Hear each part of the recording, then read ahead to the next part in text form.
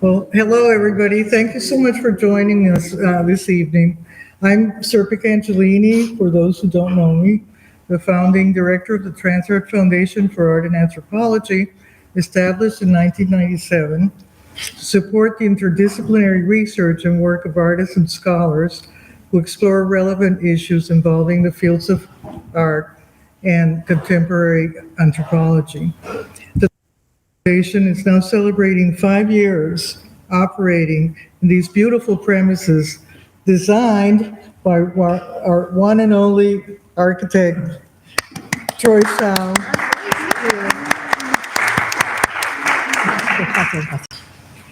It is an honor and a pleasure to introduce Dr. Fabiola Lopez Duran, who will conduct our discussion on Carolina Otero's work in her current exhibition, Inframans. Originally trained as an architect in Venezuela at the Universidad de los Andes in Mérida, Fabiola Lopez Duran earned her PhD in the history, theory, and criticism of architecture and art from the Massachusetts Institute of Technology. Prior to joining Rice University as an associate professor of art history and co-director of their program in museum and cultural heritage, she was the 2009-2011 Mellon Postdoctoral Fellow in the Humanities at the Department of History of Art at the University of California, Berkeley. Fabiola Lopez Duran's interdisciplinary research and teaching focuses on the history and theory of modern and contemporary European and Latin American art and architecture, with an emphasis on Latin America. Her book, Eugenics in the Garden, Architecture, Medicine, and Landscape from France to Latin America in the early 20th century, investigates a particular strain of eugenics that moved from the realms of medicine and law to design, architecture, and urban planning, becoming a critical instrument in the crafting of modernity. Her book, Eugenics in the Garden, was recognized in 2018 by the Society of Architectural Historians with a S.A.H. Mellon Author Award, and in 2019 by the Daedalus Foundation's Robert Motherwell Book Prize, Outstanding Book on Modernism in the Arts. As part of the faculty at Rice University, Fabiola Lopez Duran has been distinguished with several prestigious teaching awards from 2015 through 2018. And in addition, she's also honored to serve as a Magister of the Hanson College.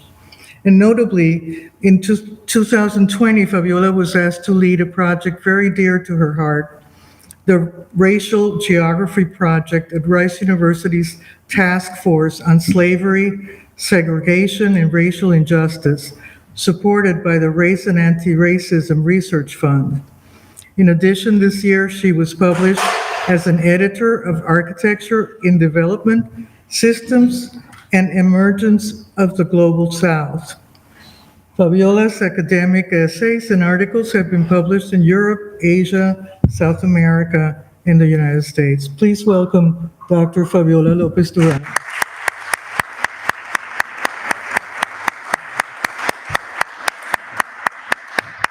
And now I have the honor and pleasure to introduce also our distinguished exhibiting artist, Carolina Otero. Carolina was born in Paris, France. She's a Venezuelan visual artist based in Houston, Texas since 2013, a graduate of the Cooper Union for the Advancements of Science and Art in New York City. Carolina works in a variety of media, painting, drawing, collage, printmaking, photography, and more recently, plaster and ceramics.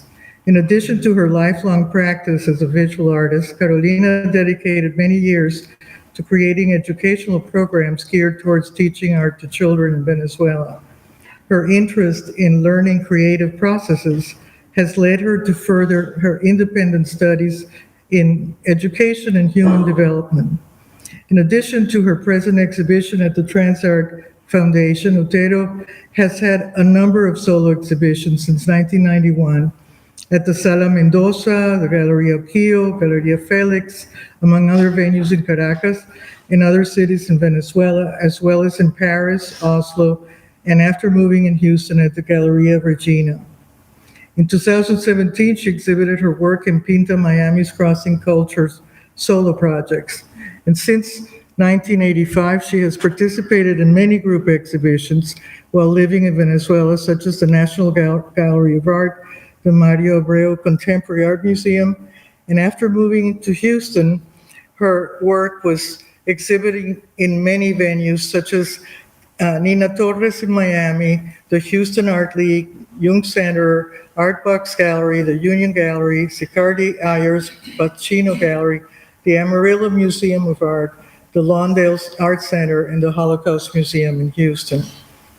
So this was an introduction I wrote for this exhibition, and I think you may have read it, but I will repeat it. And after years of introspection and decantation added to the profound silence enveloping the pandemic, Carolina Otero has created one of the most moving tributes to the liminal process involved in listening to her own inner voice, unfolding her infinitely subtle language as a visual artist. An equally subtle musical electronic composition by her sister, Mercedes Otero, from 1983, titled Danza de una flor para el desierto, or Dance of a Flower for the Desert, which accompanied the exhibition, will be heard in its entirety to close our event this evening. So without further ado, let's start the conversation. Thank you. Thank you, sir.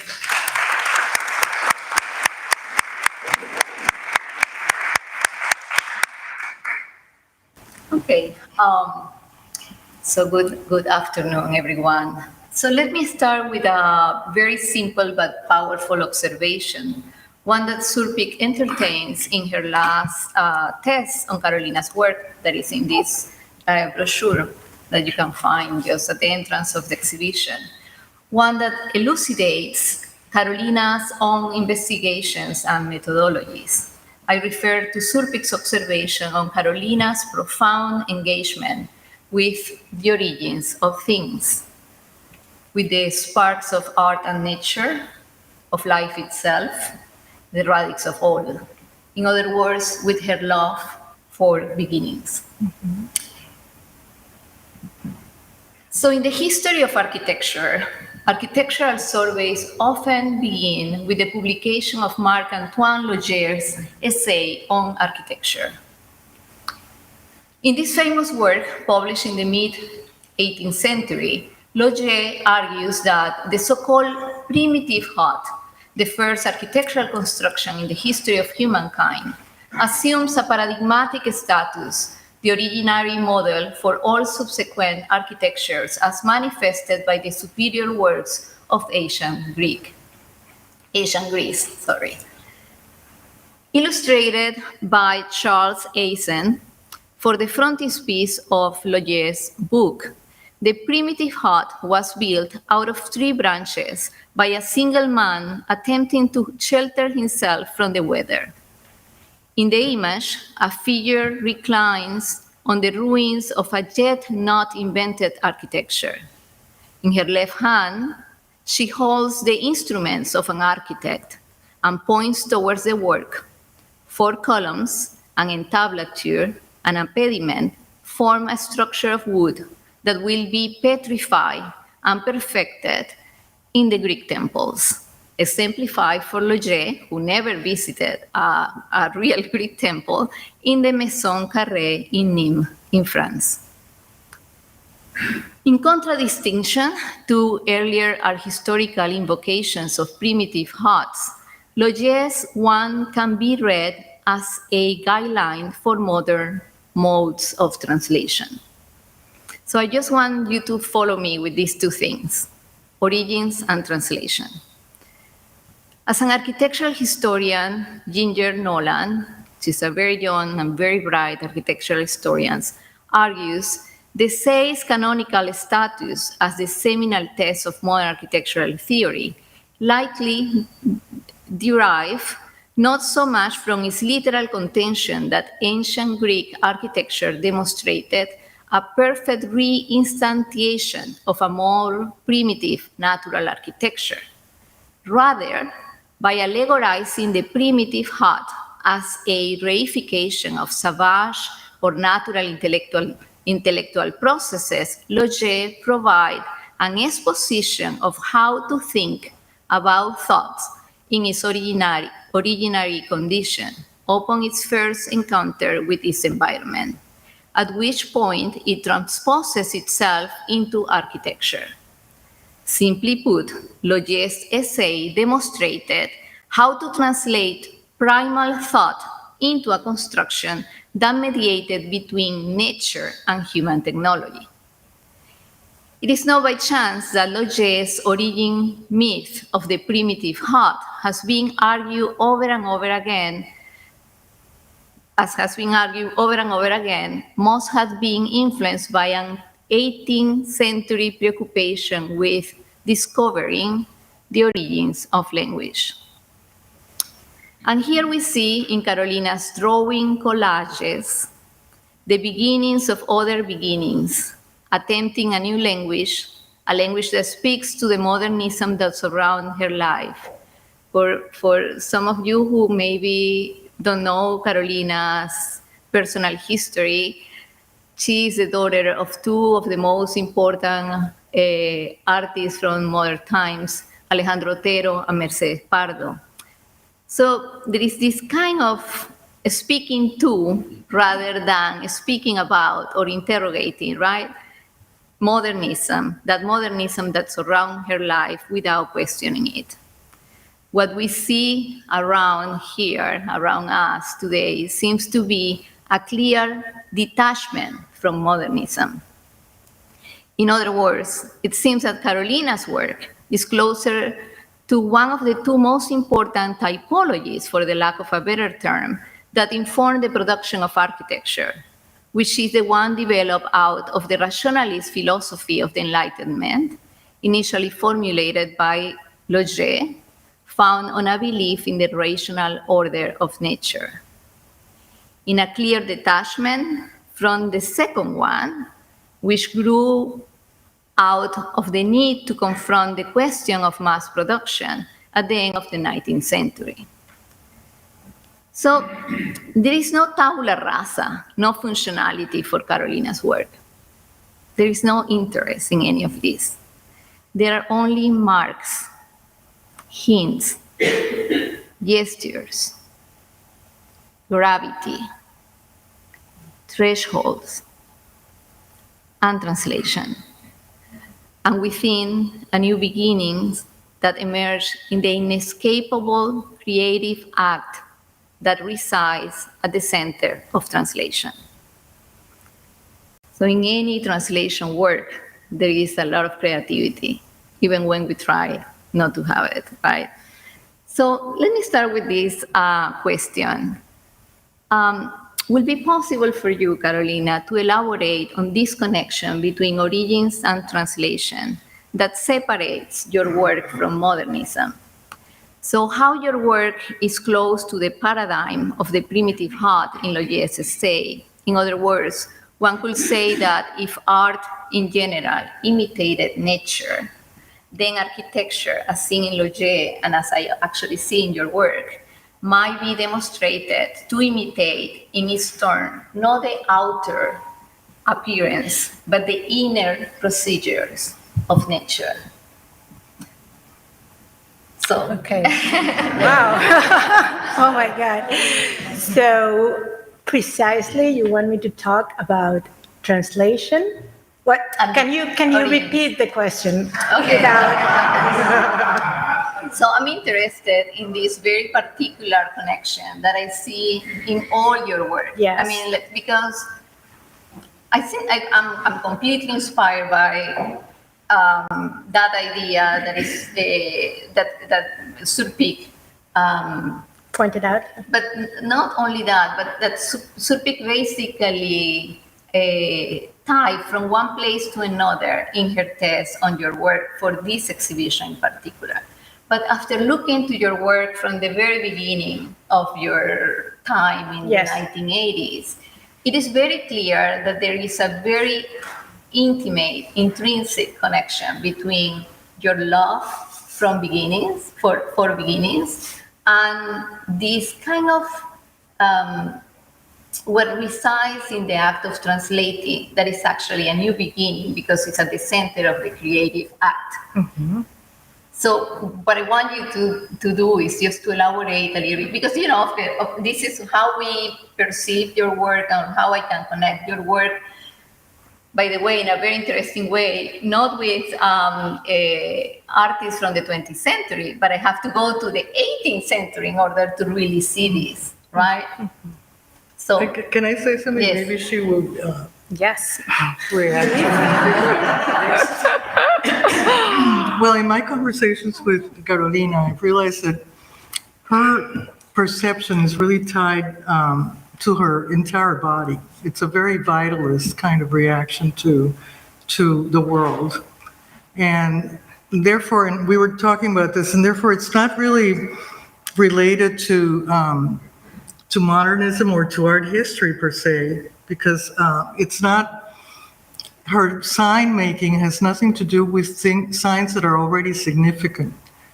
She actually labors to make those signs almost erase any kind of associated meaning to them. And, if you look at the way she constructs the work, I mean, she will draw, but then she cuts the drawing in pieces and she reforms them by making these collages that are, again, more abstract than they began, if you know what I mean. And so the idea of translation that I see in her work has a lot to do with this sort of synesthetic way in which she perceives the world. And that's why you can see, her photography related to drawing, and then, her, it's a clear translation. yeah, her description of the way she reacts to space is very body, informed.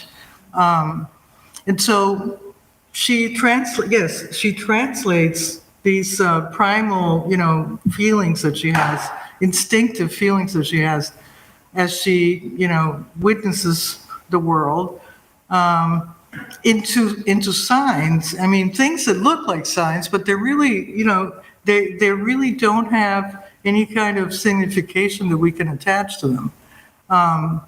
They're more feminine reactions that come from the gut, if you know what I mean. I mean, when we talk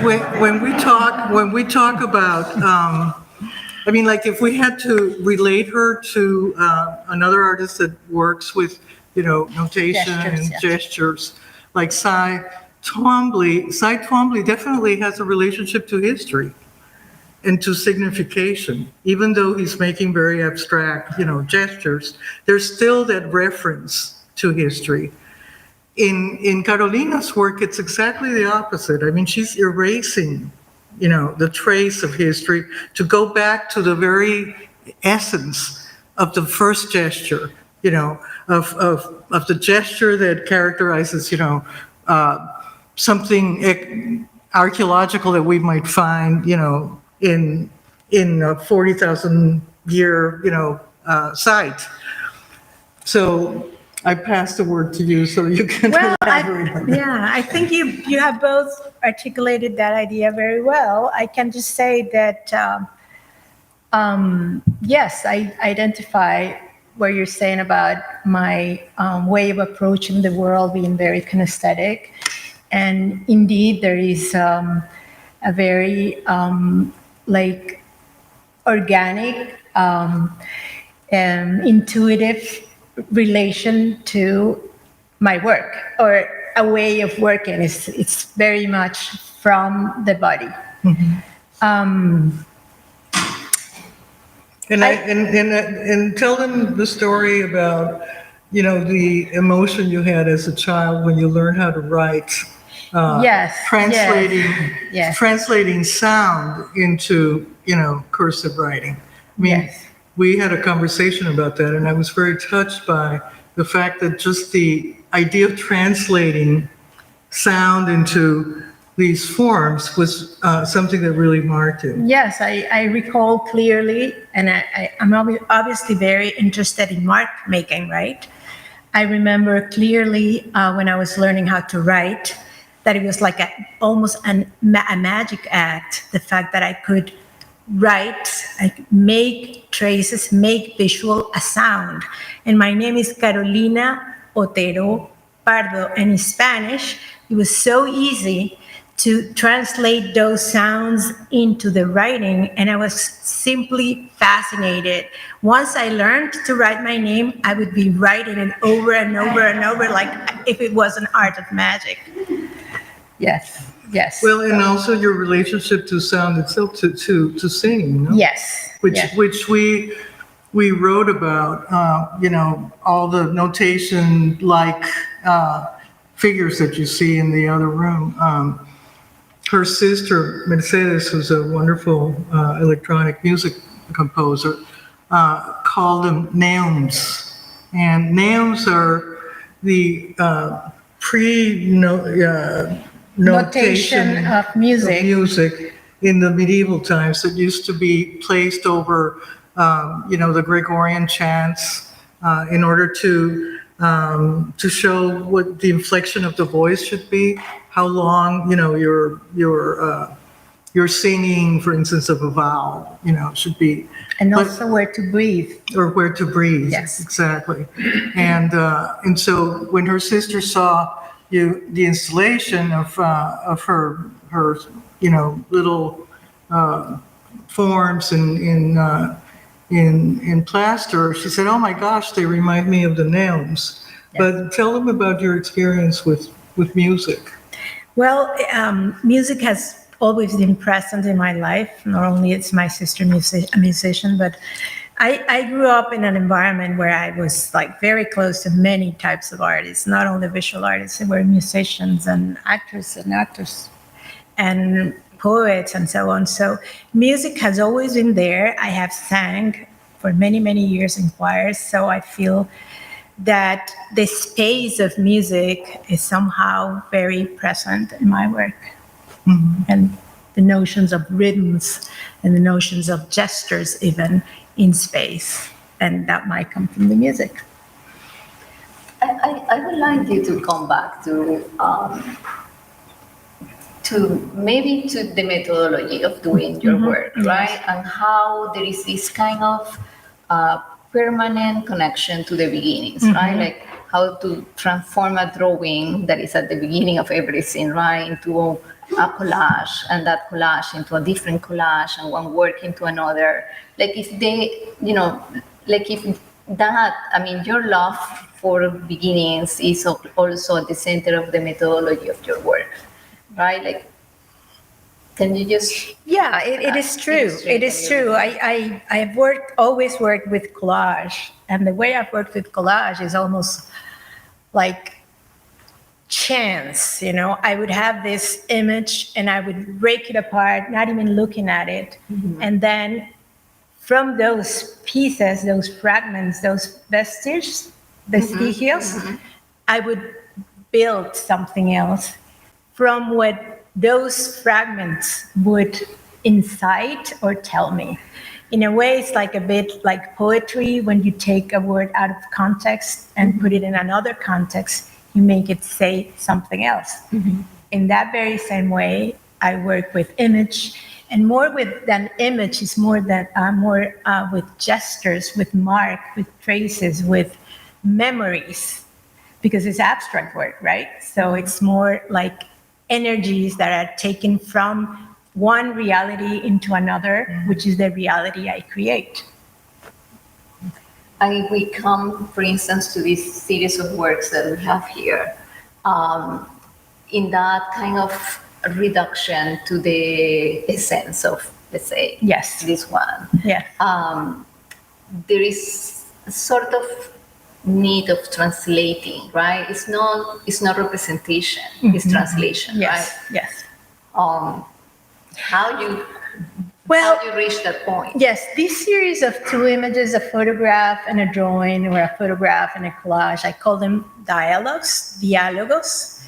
And they are these pairing, these marriages of two ways of expressions. And I should say, we haven't said it here, that all of this work was produced during the pandemic.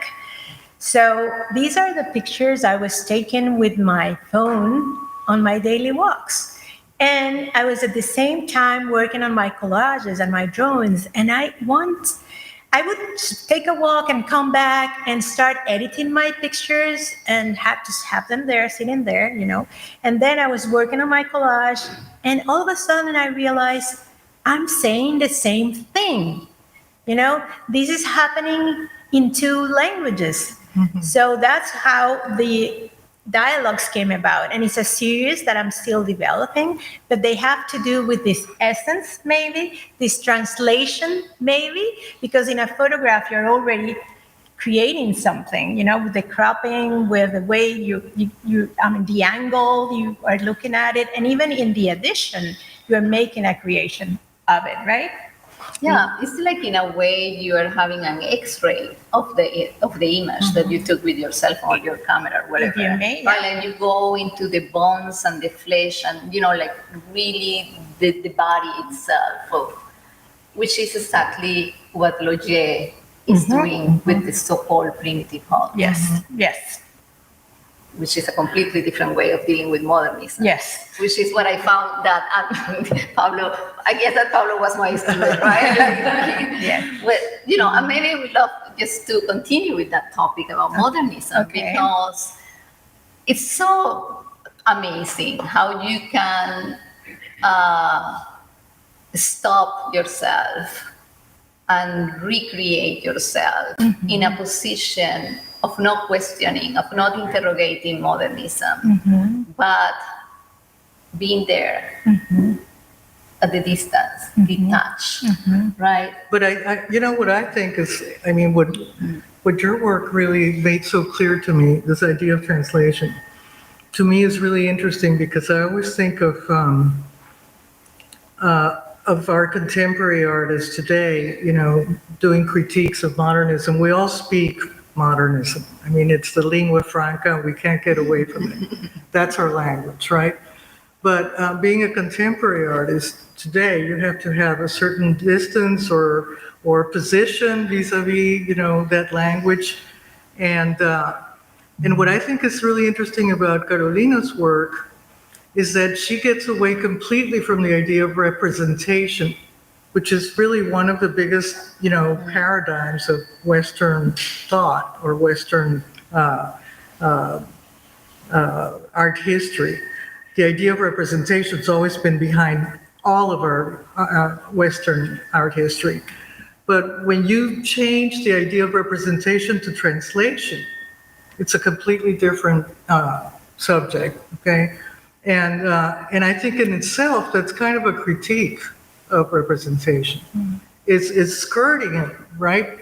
But it's also presenting this other much wider scope of creation, because translation can be a much wider, form of expression. And it's not only about retinal, representation. It's not only about seeing things, right? And making, mimetic image. So I think that, when Carolina's addressing all these dialogues, what she's really capturing is an invisible kind of energy there. We're not, she's not representing any of these images. She's not drawing from reality or trying to, to have a relationship with it as form. It's really, like you said, like these typologies. They're archetypes in a way. They're essences that go to a much deeper, moment. So, anyway, that's. That's my idea of translation. Yes. Should I move to the second statement so that we move to another topic that is at the center of Carolina's work? Okay. So, yeah. So let's come back to the broken bits of Asian architecture that are piled up in the foreground of the frontispiece of Roget's book. In the same way, they also appear in the foreground of the frontispiece of Sebastiano Serlio's book on antiquities that was published 2 centuries before. In order to move from origins and translation to fragmentation in Carolina's work. I'm just passing the wrong computer, to the use of fragmentation to talk about complex narrative, about incompleteness, about fracturedness, about what was left behind, the remnants. I never know how to pronounce that word. But before we talk about Carolina's work, let me go back one more time to the 18th century, but this time to the work of one of his great artists, Giovanni Battista Piranesi. Here represented in this amazing engraving, fragments for the plan for the Temple of Romulus. So we are talking about an artist that, as Andreas Huijsen argues, quote, point towards a critical and alternative understanding of modernity that always stood against the naive belief in progress and the moral improvement of mankind, end quote. In his colossal Campo di Marzio, Piranesi treated all forms of classical origin as mere fragments, as deformed symbols, as hallucinating organism of an order in a state of decay, to challenge any ideal of totality and universality. In its horror vacuum, the struggle between the demand for order and the will for formlessness becomes a form of interrogation of the Enlightenment dialectic, is inability to separate the irrational from the rational, no reason from reason. So on the one hand, the historical presence are visible and clear. On the other hand, all compositional elements are disarticulated.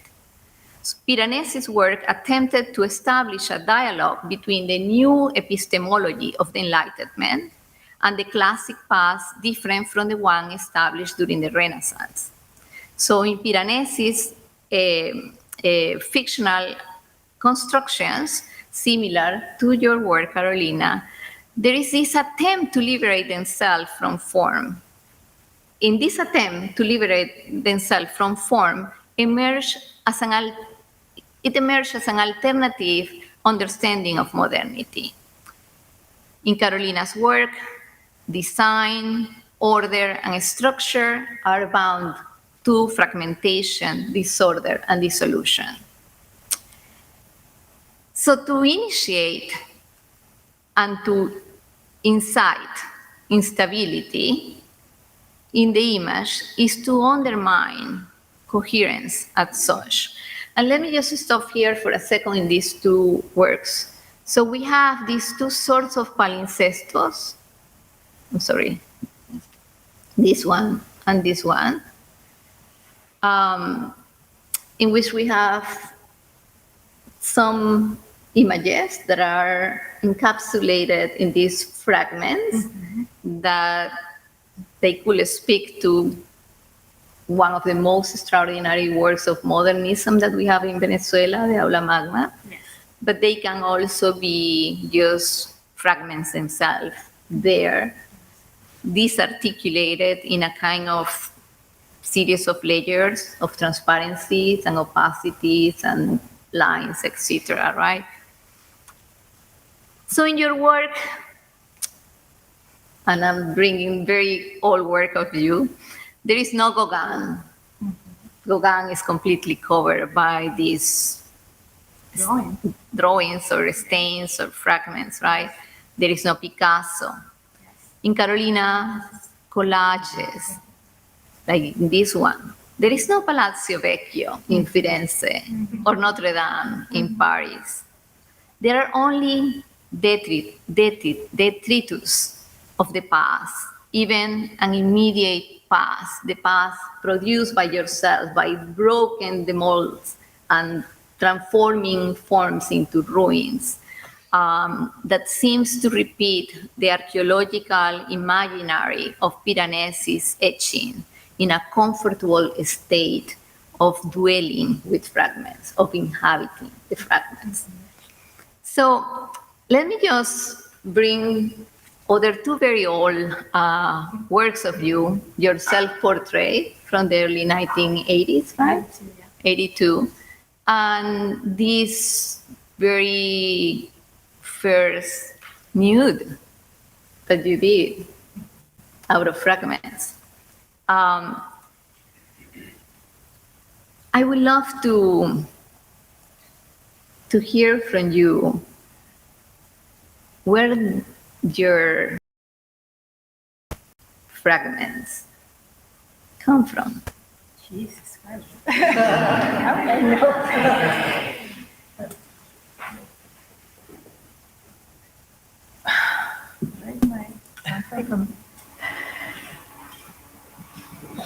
I wouldn't really know how to answer that. Well, let me think. Well, you can use your own word. Well, I might speculate, right? I don't know, that being born and immersed in modernity, right? I am in a way putting that aside and beginning again, by working out of vestiges and pieces. I don't know if that tells you something, or I'm sure there is a lot more than that. yes. Well, help me out, please. Well, let me just come here to the very beginning, right? I know that the one to the right of all of you is a very early exercise, right? Yes. Where you have to draw a nude, a naked woman, right? Yes. And then destroy it and transform it into this nude made out of little pieces. Yes. And then we have this beautiful self-portrait in which I think there is also a kind of very clear differentiation, right, in your face. One is darker, the other one is lighter. Yes. And there is something really comfortable, for the lack of a better word, of you dealing with fragments and transforming a fragment, like fragments are in your work always at that state of being of being at the border of collapsing again and again and again, right? And I wonder if, and also if I go behind, it doesn't matter what is represented in those images. It doesn't matter if I can identify Palazzo Vecchio and Notre Dame or anything else, or if you use Picasso or Gauguin or at the borders, right? Like yes. When Surpik was saying before that you are erasing history, you're not erasing history as a modernist, like you are not making a tabula rasa. No. You actually need that kind of series of layers that is there. It's like noise. You need the noise. Yes. Yes. Well, so yeah. Exactly. What is there? And I think that, I think that has to do with something very profound. Yes.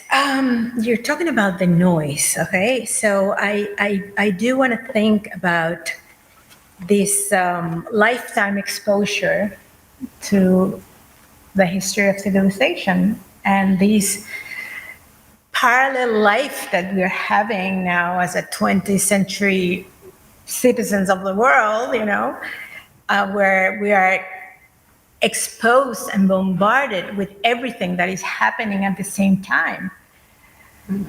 Isn't that a fragmentation, right? Isn't that noise, right? So in a way, I am immersed in all of that and trying to make sense of my life and of my language, right? As an artist, building from fragments. And noise is also similar to, modernity is so ocular centric. Yes. And it seems that in your case, there is something that has to do with vision right there. That it's like no need, right? Like there is no need. You can actually see in the way that you can identify things in the noise. Yes. Are you following me? Yes. Okay, so I wonder, how we can explain that, for instance, in your earlier collages that has not to do with the life that we're living today, but a completely different life that you were living in San Antonio de los Altos, in Caracas, Venezuela, in an almost bucolic situation, right? Surrounded by loving parents, by a very creative environment, by, nature, etc. So I guess we want to talk about my physical way of looking at things a little. Yeah, I think that will be, if you want. So yes, we have been talking about it, the three of us, previous to this conversation. I was born with this syndrome in my left eye, and it's in my family, and it comes every 3 generations. And what happens is that my left eye does not move, it's malformed. So as a child, in this ideal, bucolic, loving environment, I was subjected to these. I had my left eye, my lazy eye, was almost closed. So the ophthalmologist, the eye doctor, prescribed that I put a patch on my good eye for the bad eye to work. And one thing is that I have always to look frontally, because if I don't, I see double image, or I just cannot see. So the experience of growing up with this right eye closed was something. It was not nice. And the thing is that not only do I do not move the eye, but I have less vision. So with my right eye covered, I would just stumble, right? I would bump into things because the stereoscopic vision wasn't there. But that's not the most important thing of that experience, which happened days and months at a time that I had to use my patch. The thing is that when that was taken off my eye, or when I took that off my eye, it was like life came back. I mean, literally, I'm saying it, and I have this feeling in my whole body of, God, I'm seeing clearly, and the light is coming in, because I was, in a way, in darkness with my good eye covered. So Serpic and Fabiola have been relating this experience, this very bodily and experiential way of perceiving the world to my work.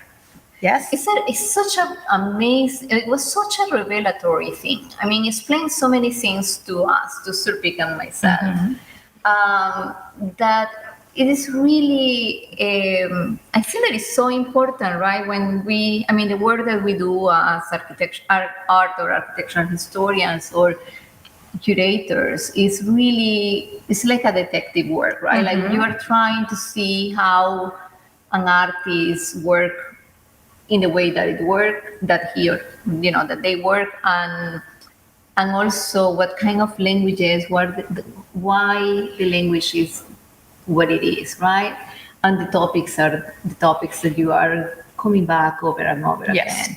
And then when I saw only yesterday, your self-portrait from 1982, I thought that was really, and that is also from 1982. Yes. Yes. They were very, very revealing. Yeah, and very powerful, and yeah, very telling of of your full trajectory as an artist.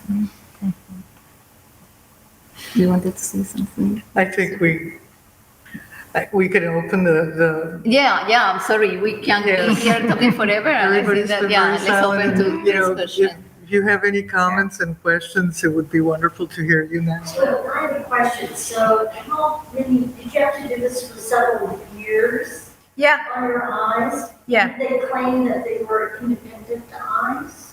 That they were independent? Did the doctor call them independent eyes? No. No. So it was like 4 years, 3 years? It was from 4 to 6, 7, 8. They would do it like I would have to do it like for long periods of time. And then when I became an adolescent, because they were taped to my face and my glasses were taped to my face. So when I was an adolescent, I said, the hell with this, And I didn't even wear glasses, But I was already an adult when I did that, when I took my glasses off and all of that. And the thing is that the work the ophthalmologist had done on myself and my work was very important to make my weak eye stronger. So it was what had to be done. I mean, if there are any medical doctors in here, Yes, it was. You had to have a sense of humor. Oh, Other children. they were. Themselves. Yeah, I had people kids calling me the pirate and so on. But at the same time, the environment, I went to this very special school that my parents were part of. They were teachers there. And it was a very, indeed, special place. She calls them bucolic. We had like children with like difficulties, like blind children, deaf children, ¿cómo se llama? Síndrome de Down, Down syndrome. We had all these kinds of people there, and I was one of those in a way. I was a very otherwise normal student, a very good, very happy kid, very good student. I was on the top of my class the whole time. So at times it was heavy. It was heavy when I could not catch a ball because I didn't have the stereoscopic vision. It was tough if I fell down some stairs because I didn't, see something. And it was tough in school too, because I had to work with the other eye. And I would get headaches and all of that. But my parents took it, and that's the way I lived it. I don't feel a victim. I don't feel a handicapped person. I think that's like having long legs or having straight hair. I have an eye that doesn't move. That's it. And I'm living with it. And I chose to do a visual work. So isn't that something? It's not a handicap. It's just a trait of me, a characteristic of who I am. But I still think, I don't know what you think, but I think it is a trail into her work, and I clearly saw it when she revealed that. It seemed to me like the whole idea of fragmentation, the whole idea of starting always all over. It's like I can relate it to her emotion every time she could see. Yeah. So I do see a relationship with the work. I don't know how you feel. Is that self-portrait? You said it was a key or something. Yeah. Is that because of the eye condition? I didn't do it consciously. It was not at all. I just drew myself. It's a very dramatic That's what self-portrait. you saw. Well, thing is that I was 20, I was in New York going to Cooper Union. There were like 600 students applying, 30 got in. I was like the artist. I was like paint all over and very dramatic and intense. And I remember my father seeing that and telling me, Carolina, that's not you. You come from the tropics. You come from the Caribbean. What is that? And I was like, I don't know. This is what I'm doing. This is what I'm feeling. And we were like New York. I mean, at 20, it was like God, so intense and so rich and so wonderful. We had teachers like, one of my teachers was contemporary with all the New York expressionists, and he was my teacher, my preferred teacher. So all those gods were there, alive almost, One of my classmates who was crazy about de Kooning as I was, he even went to visit him in his workshop. Like he knocked on his door, hey, I'm here. He was a very, outspoken guy, and just went there. And so that's the time when I drew that self-portrait. A passionate young artist.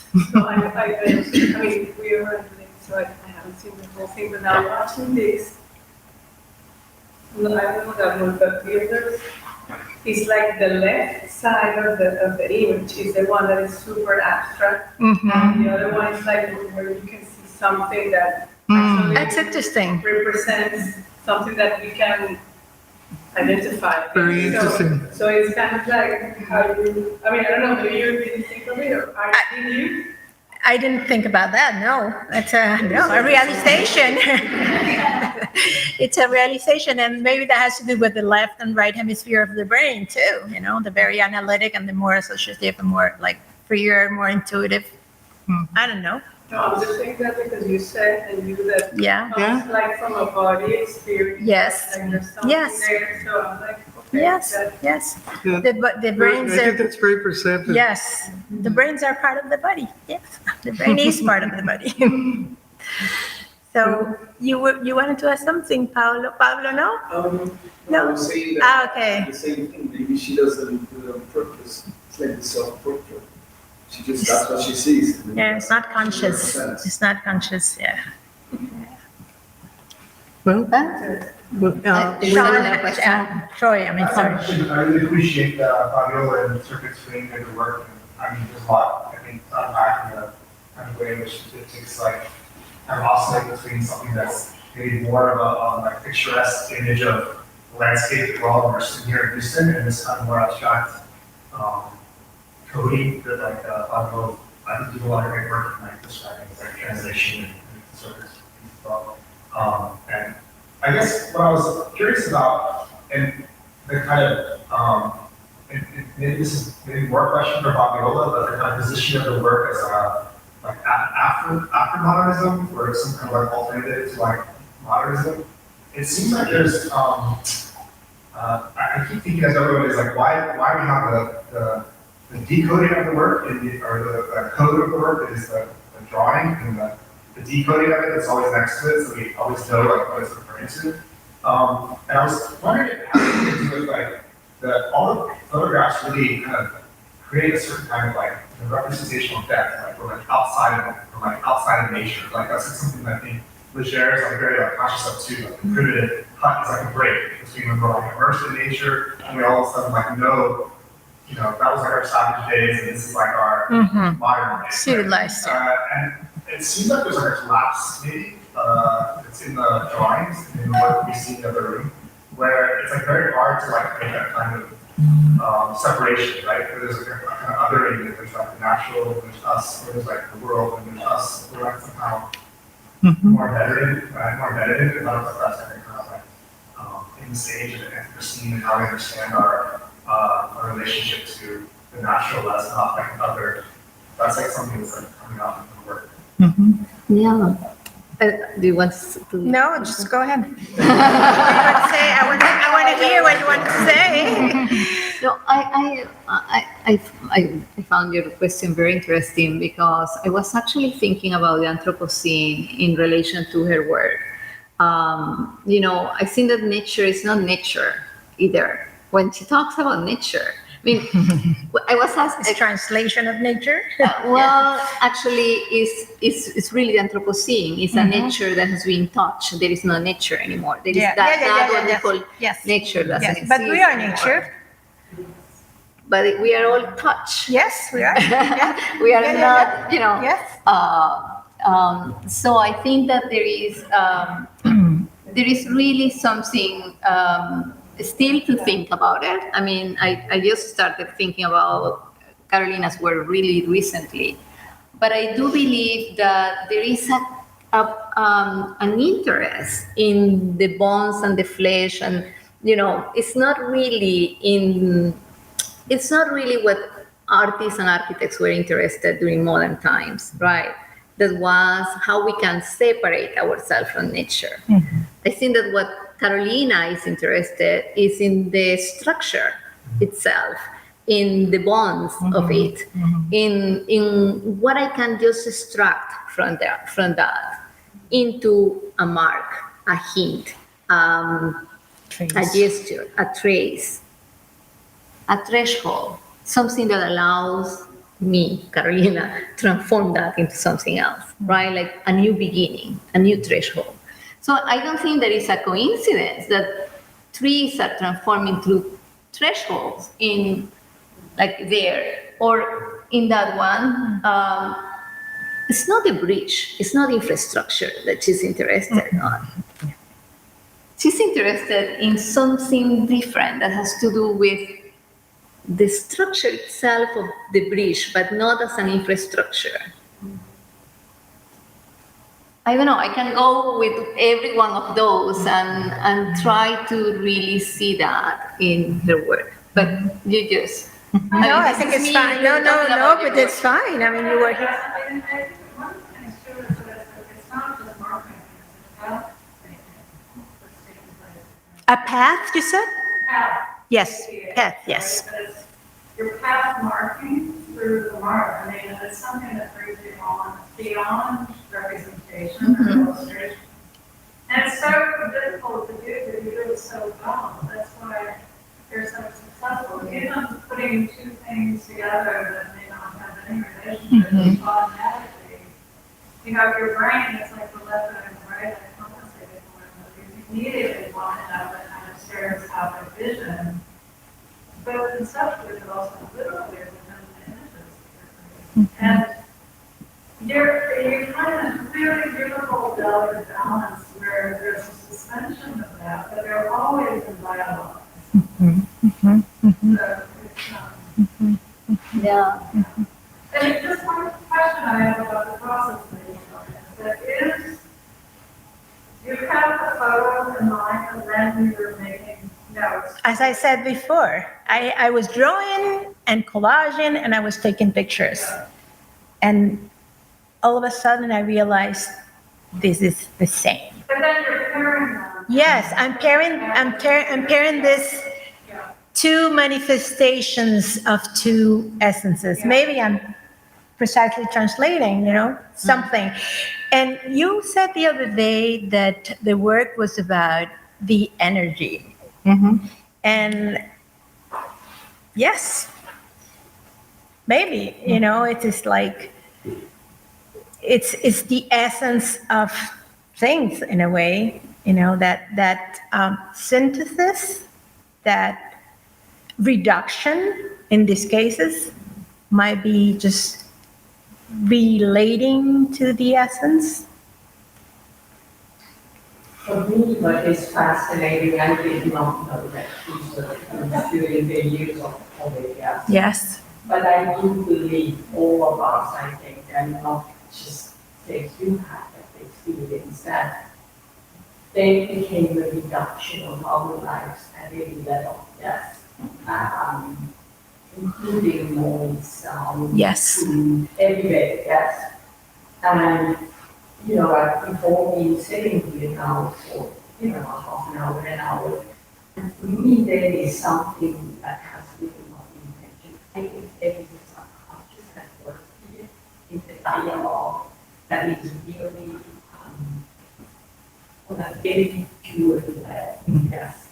I don't think I would put it under necessarily in the same context as I would view what we see and experience in this room. That there is something that strikes me, and I'm sure I did not share the same emotions, but I shared the words, the reflection, and trying to make sense in the reduction task. And the dialogue which really took most of my place within us. Yes. Because there was so little of it. Yes. So I think the portion of the work in this room, to me, strikes me as very, it's probably at the very, very core of where your work is. And the other work transcends it on other level, but this is at its most reduced, I would say. And actually, in a way, it probably maybe speaks the most one, because it is so, it's so pure in what we did, yes, the all way to it. Yeah. So, thank you for that. Thank you. Yes, thank you. I identify myself with what you're saying. If I may say something, as for every one of us, I was well aware of the magnitude of what was going on. And in a way, I said, well, as a human being, I'm here, I'm alive, thank God, I have a roof, my family's okay. And this is just a space to look inside and just work. And I was so grateful, so thankful for the silence too. It was like, for me, perfect. I almost feel guilty about saying this, but yes, it was a very precious moment, I think, for humanity, to look inside and think about what we are and what we're doing too, right? As a humankind. You're looking at this work from my perspective. You become aware of the beauty of the pandemic. You become aware of the beauty of the virus. The importance of those extremes that we have to experience for us to become aware of where we are.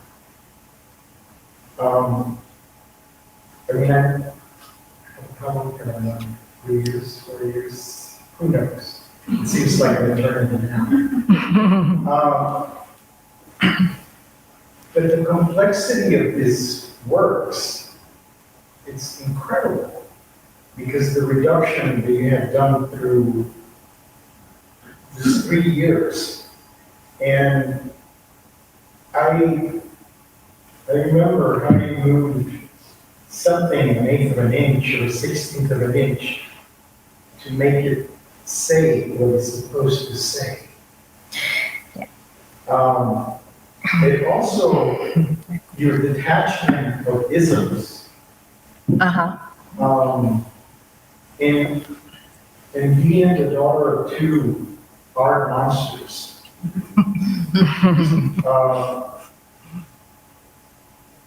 you have done completely the opposite. It's this esoteric world where you want us to experience something, but at the same time, you want it to disappear. And especially with the plasters, yes. But we need to have light to experience it, but the light, they disappear, so what we experience is the shadow. Yeah.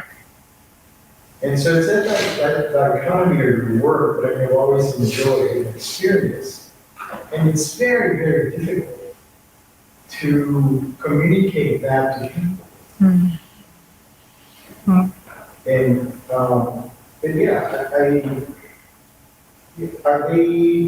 we're going to a primal emotion, a primal feeling that culturally we avoid. Thanks to the pandemic, thanks to the microscopic virus, we're able to stop for a moment and realize that we have to question what is important. Yeah. And you have been able to somehow translate that into these images. What a pleasure it is for us to walk and to experience life. Yeah. Yes. Yes. Yes. I think that was, Because, yeah. the world reveals itself to the person who walks. And we have forgotten to do that. Yeah. Yeah. Yeah, and I have to say that one of the most moving things for me is the modesty, the subtlety,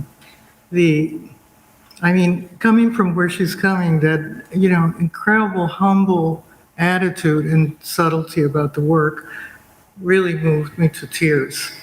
Because not only it's difficult to, as an artist to entail that search for your own language, which is really, a humongous experience, but to come from where she's coming from and to express herself in such subtle, sensitive ways, that, as you said, so beautifully. It really moved me to tears. And, coming out of this pandemic right now, it's all more significant. I always wanted to do a show about subtlety. And, and when I saw her work, and I was reading Marcel Duchamp's idea about the inframance, which I think you have definitions of, but it's so beautiful. Marcel Duchamp was obsessed with the idea of inframance, the subtle, the imperceptible, from day one, from 1914 or 1912 throughout his life, which I think is probably what made his work so magical. And I think it's one of those values that we've forgotten. We're so used to screaming art and, art that's saying, look at me. But, we seldom stop and look with our own eyes and feel with our own hearts. And I'm so grateful to you. Thank you. Thank you. Thank you. Thank you, sir.